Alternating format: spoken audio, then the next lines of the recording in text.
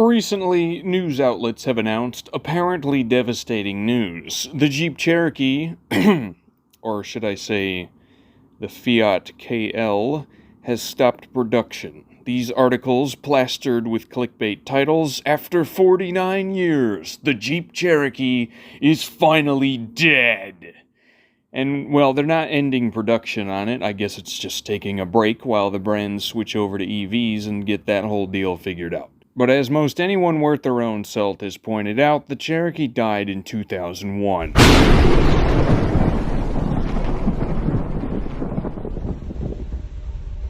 Hello and welcome everyone to the annual Chrysler press conference. Thank you all for coming and joining me today on this March 2001. For years, our company has been selling an adequate amount of things that could pass as vehicles. For years, we have been able to keep up with Ford and Chevy. For years, we have made competent choices and moved the company forward. No longer. Gentlemen, we have not made an utterly ubiquitous, entirely nonsensical, company-ending, bankruptcy-inducing, mass layoff creating, thoroughly stupid decision in over a year. That is too long. But fear not. I, Wolfgang Bernhard, have a plan. I have a plan that will see everyone in this room unemployed by the end of this decade. By 2010, none of you in this room will have the income necessary to support your families. By 2010, Chrysler, as a brand, will have lost what little tangible respect and authority it has left. Gentlemen, I propose that we henceforth, immediately and with no actual explanation, stop all production on our top-rated, long-running, consumer-oriented, best-selling car ever. I present the replacement for the Jeep Cherokee. The Jeep Liberty. Yay!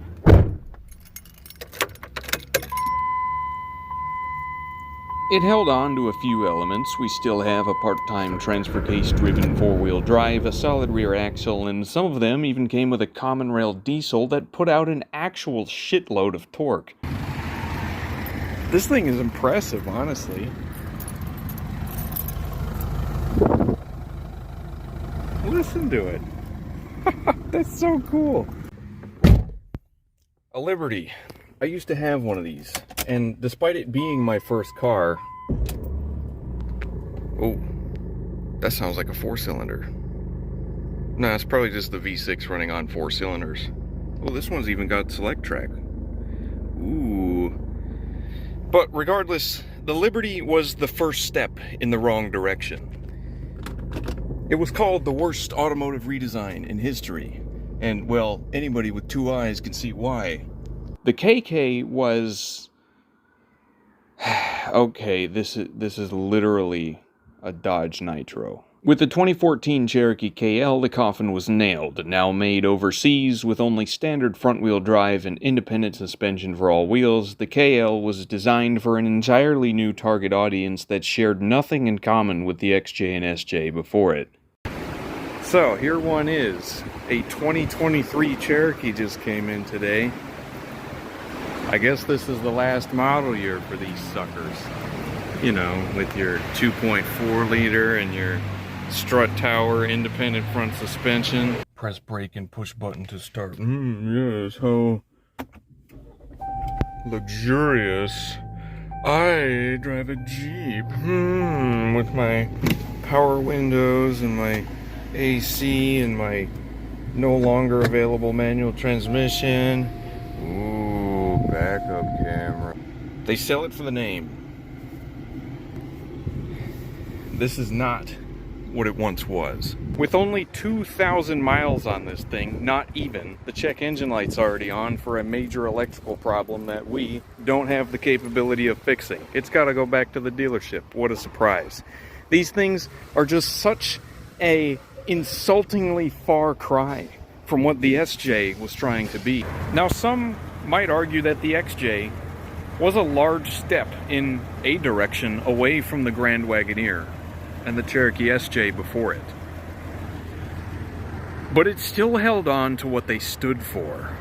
The original SJ Wagoneer had been condensed into a smaller two-door version, which then branched off into its own production line. 1974 marked the first model year for the Cherokee. These full-size station wagons were simply the top end of luxury family transportation vehicles. Not only were they always spec'd out with the highest options, they had the power to move it too.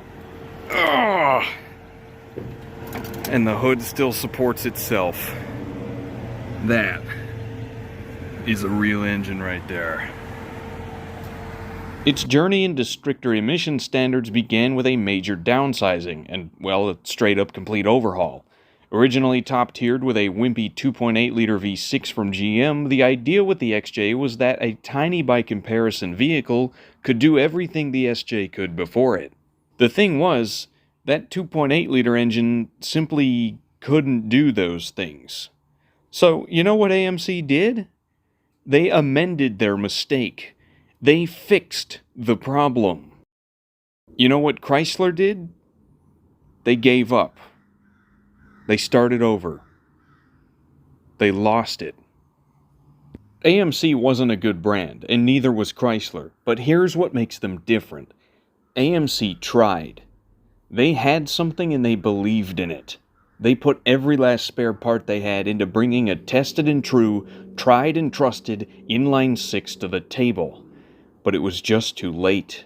Chrysler decided the XJ was outdated. So let's just kind of, remove it entirely. Forget what it was supposed to be.